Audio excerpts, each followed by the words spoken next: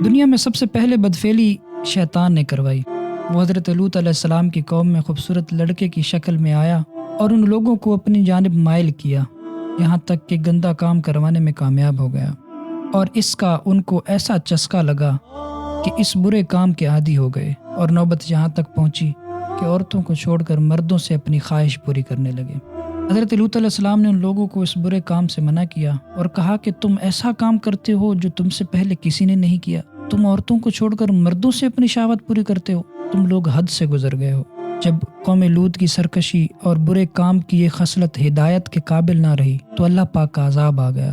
حضرت جبریل علیہ السلام چند فرشتوں کے ہمراہ خوبصورت لڑکوں کی شکل میں مہمان بن کر حضرت لوط علیہ السلام کے پاس پہنچے۔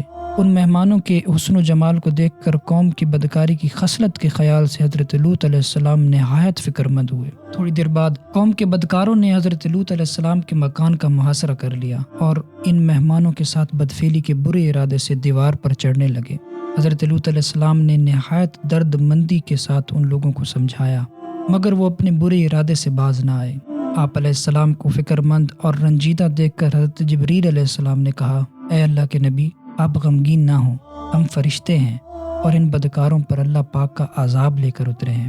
آپ مؤمنین اور اہل و عیال کو ساتھ لے کر صبح ہونے سے پہلے پہلے اس بستی سے دور نکل جائیں، اور خبردار کوئی شخص پیچھے مڑ کر بستی کی طرف نہ دیکھے، ورنہ وہ بھی اس عذاب میں گرفتار ہو جائے گا۔ چنانچہ حضرت لوط علیہ السلام اپنے گھر والوں اور مومنوں کو ہمراہ لے کر بستی سے باہر تشریف لے گئے۔ پھر حضرت جبریل علیہ السلام اس شہر کی 5 بستیوں کو اپنے پروں پر اٹھا کر آسمان کی طرف بلند ہوئے اور کچھ اوپر جا کر ان بستیوں کو زمین پر الٹ دیا۔ پھر ان پر اس زور سے پتھروں کا می برسا کہ قوم لوط کی لاشوں کے بھی پرخچے اڑ گئے۔ عین اس وقت جب کہ یہ شہر الٹ پلٹ ہو رہا تھا، حضرت لوط علیہ السلام کی ایک بیوی جس کا نام وائلہ تھا، جو کہ در حقیقت منافقہ تھی اور قوم کے بدکاروں سے محبت رکھتی تھی، اس نے پیچھے مڑ کر دیکھ لیا اور اس کے منہ سے نکلا، ہائے رے میری قوم، یہ کہہ کر کھڑی ہو گئی۔ پھر عذاب الہی کا ایک پتھر اس کے اوپر بھی گر پڑا اور وہ بھی ہلاک ہو گئی۔ بدکار قوم پر برسائے جانے والے ہر پتھر پر اس شخص کا نام لکھا تھا جو اس پتھر سے ہلاک ہوا۔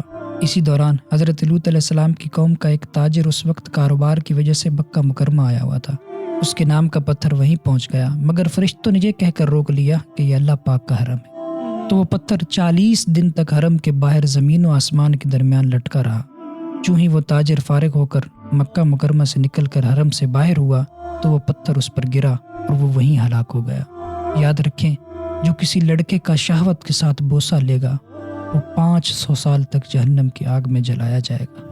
یہاں تک کہ سرکار دو عالم صلی اللہ علیہ وسلم نے ارشاد فرمایا، تم یا تو اپنی نگاہیں نیچی رکھو گے اور اپنی شرمگاہوں کی حفاظت کرو گے، یا پھر اللہ پاک تمہاری شکلیں بگاڑ دے گا۔